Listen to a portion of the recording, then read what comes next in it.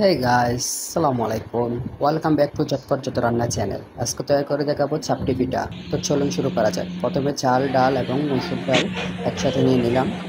সবগুলো একসাথে নিয়ে সেই সাথে নিয়ে নেব কিছু সামান্য পরিমাণ মশলা। মশলাটা একসাথে নিয়ে আমি একটা ব্লেন্ডারের মাঝখানে সবগুলো ঢেলে দেবো।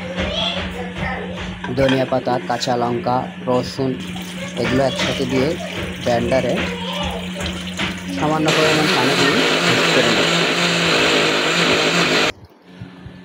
আপনারা দেখতেছেন মিক্স করা হয়ে গেছে। সেই সাথে আমি একটা বাটিতে ঢেলে নিয়ে নিলাম। বাটিটা খুব ভালোভাবে নেড়ে ফেলে একটা চামচের সাহায্যে চেক করব সেটা ঠিক হয়েছে কিনা। চেক করা শেষ। এখন দিয়ে দিব লবণ পরিমাণ মতো। লবণগুলো দিয়েও ভালোভাবে নেড়ে ছেড়ে দিতে হবে যাতে মিশ্রণটা লবণের সাথে খুব ভালোভাবে মিক্স হয়ে যায়। তো একটা ফ্রাই প্যানে আমি কোনো কিছু না দিয়ে, কোনো তেল ব্যবহার না করে দিয়ে দেব সেই মশলাটা।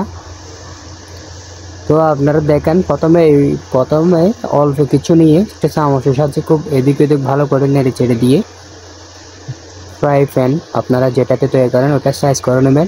তার উপরে দিয়ে দিতে হবে পেঁয়াজগুলো আপনারা ছোট ছোট করে নেবেন। পেঁয়াজ দিয়ে দেওয়ার পরে দিয়ে দিবেন ডিম। হ্যাঁ বন্ধুরা, এটা অন্যরকম একটা ফ্লেভার আসার জন্য এখানে শুধু ডিম দিয়ে দেওয়ার পরে ঢাকনা দিয়ে ঘুরিয়ে দিবেন। ঢাকনা ওটাই দেখবেন মাশাআল্লাহ আপনার চাপটি তৈরি হয়ে গেছে। তো বন্ধুরা, চাপটি কিন্তু এভাবেই তৈরি করে থাকি আমরা, আপনারা সবাই, তবে অনেকেই অনেক রকম করে তৈরি করে থাকেন। তো বন্ধুরা, ভিডিওটা ভালো লাগলে অবশ্যই চ্যানেলটা সাবস্ক্রাইব করবেন। ভিডিওটা ভালো লাগলে একটা কমেন্ট এবং একটা লাইক দিয়ে আপনাদের বন্ধুদের মাঝে শেয়ার করে দিয়ে যাবেন। ধন্যবাদ সাথে থাকার জন্য।